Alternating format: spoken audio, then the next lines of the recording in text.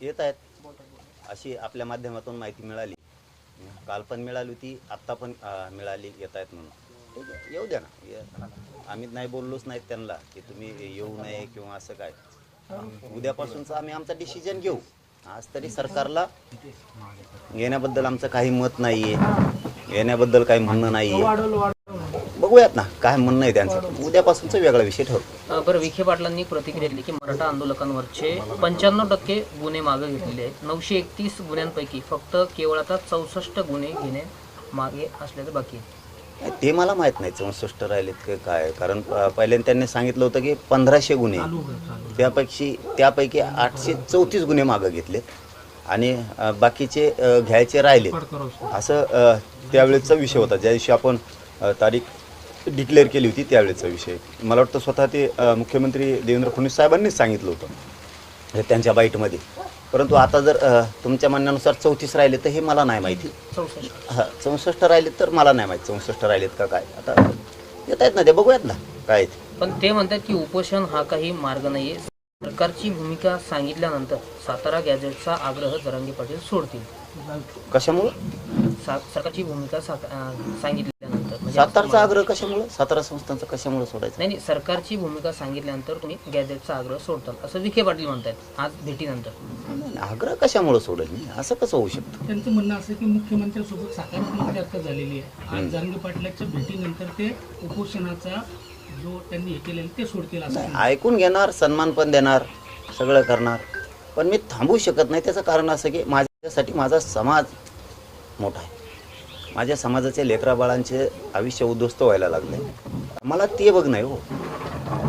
उपोषण थांबू शकत नाही, उपोषण नाही थांबू शकत. हो, एक गोष्ट खरी आहे की सरकारकडून शिष्टमंडळ येत आहे म्हणल्याच्या नंतर आता त्यांचा एक मंत्री येत आहे का 2-4 मंत्री येत आहेत का काय येतात शिष्टमंडळाची, त्यांची रूपरेषा त्यांची कशी आहे त्याबद्दल मला नाही माहिती. परंतु उपोषण नाही थांबणार.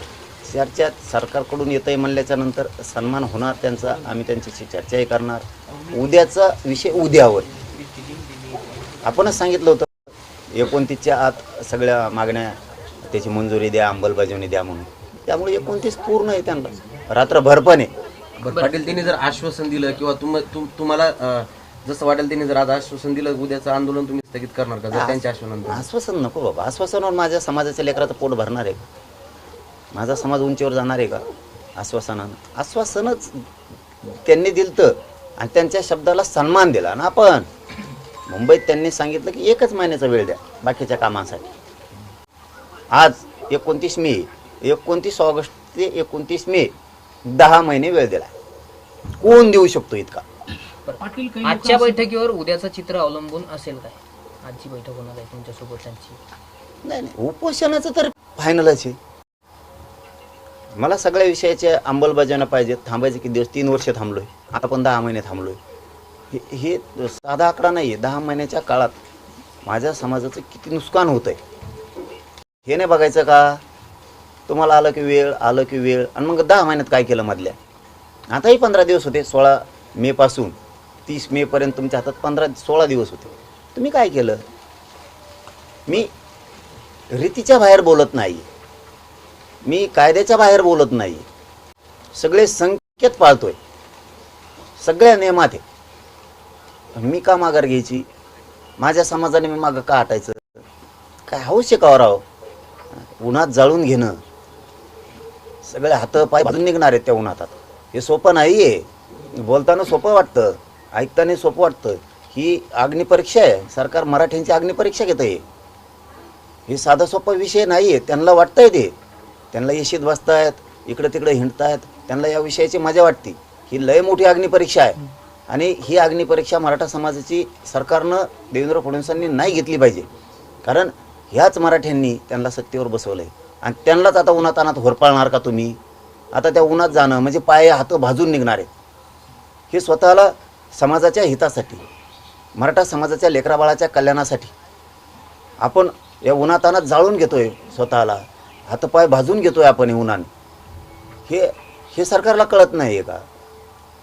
त्यांना भावनाच नाही आहे का? माया दयाचं नाही का मराठ्यांविषयी? तुम्ही मग कोणची परंपरा चालवताय? कोणत्या हिंदू धर्माची परंपरा चालवताय? कोणची वारकरी संप्रदायाची परंपरा मायादयाची चालवतात? मायादयाच नाही आहे का? भावना शून्य झालात का तुम्ही? मुख्यमंत्री झालात, तुम्ही दोघं उपमुख्यमंत्री झालात, तुम्ही सरकार बसवलं, मग तुम्ही काय भावना शून्य झालात का? खरंच गोरगरीब मराठ्यांच्या लेकरांची हाल अपेष्टा आहेत का नाहीत? का त्यांना तुम्ही त्यांचं उन्हाळा करताय विनाकारण? काय काय कोणी अधिकार दिला तुम्हाला? सत्तेवर बसवलं म्हणजे गोरगरिबांच्या मराठ्यांच्या पोरांना तुम्ही उद्ध्वस्त करणार का? सरकार यासाठी नसतं. सरकार हे नाव कमवायसाठी असतं, गोरगरीब जनतेचे प्रश्न सोडवण्यासाठी असतं. गोरगरिबांच्या लेकरांच्या पाठीवरून हात फिरवणं ही सरकारची जबाबदारी असते. कारण मायबाप जसे असतात तसंच मायबाप सरकारसुद्धा असते. भूमिका आपल्या स्वतःच्या लेकरासारखीच महाराष्ट्रातल्या जनतेच्या लेकराची भूमिकासुद्धा मुख्यमंत्र्यांनाच निभावावं लागत असते. तुम्ही होरपळणार लोक. दाखवापासून 2 दिवस मास संग तुम्ही उन्हात, मुख्यमंत्र्यांनी नाही मागत मागण्या, या 2 दिवस तुम्ही बसायला सोपं नाही भाऊ. हे मी माझ्या समाजाच्या लेकरासाठी मी हे उन्हातानात हे खूप तळपतं ऊन आहे. हे ऊन साधं नाही आहे. मे महिन्याचं हे ऊन आहे, ते तळपतं ऊन म्हणतात ना, तसा आग ओकतोय सूर्यवरून, आग ओकतोय आग. आणि त्याच्यामध्ये आपल्या समाजाच्या लेकराच्या हितासाठी मी उन्हात तरफडतो. उद्देश काय? मी सावलीत बसू शकलो असतो, मी कुठेही फॅन मंडप देऊन मी ते काय म्हणते त्याला कूलर लावून बसलो असतो. का भाजून घेतोय मला? मी माझ्या समाजाच्या लेकरा बाळाचं लेकी बाळींचं वाटलं होऊ नये म्हणून उन्हातानं स्वतःला भाजून घेतोय ना. सरकारला हे कळत नाही आहे का? इतक्या वेदना आहेत मराठा समाजाच्या. मुख्यमंत्र्यांना हे कळत नाही का की चला रे, किती दिवस आपण अडवायचं या मराठा समाजाला? किती दिवस या मराठा समाजाची अडवणूक करायची आपण?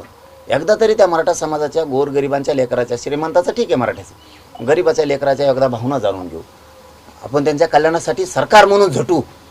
का म्हणू नये मुख्यमंत्र्यांनी? कुठलं सुटलं हल्ले, कुठलं सुटलं आंदोलन मोडून टाकणं, एवढ्या सोप्या गोष्टी नाहीत त्या. बरं, तुम्ही म्हणताय की आता फायनल आहे. आंदोलनाला जे विरोध करत होते त्या लोकांचा आता सुरू लागलाय की मनोज जारंगे पाटील हे भावनिक आंदोलन करून स्वतःला त्रास करून घेतात. त्यामुळे जारंगे पाटलांना तात्काळ अटक केली पाहिजे, ताब्यात घेतलं पाहिजे. नाही, या ना तुम्ही अटक करायला द्या, ताब्यात घ्यायला या तुम्ही, मग तुम्हाला कळत. ताब्यात तर घ्यायला तुम्ही